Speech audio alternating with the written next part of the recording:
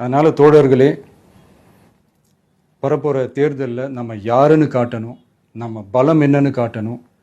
அதுக்காக அந்த பலமான, அந்த பவர்ஃபுல்லான ஆயுதத்தை நம்ம கையில் எடுக்கணும். அந்த ஆயுதம் வேறு எதுவுமே இல்லை, ஓட்டு, வாக்கு, ஜனநாயகம். அது இருந்தால் தான் நம்ம அந்த வெற்றியை நோக்கியே நம்மளால் பயணிக்க முடியும்.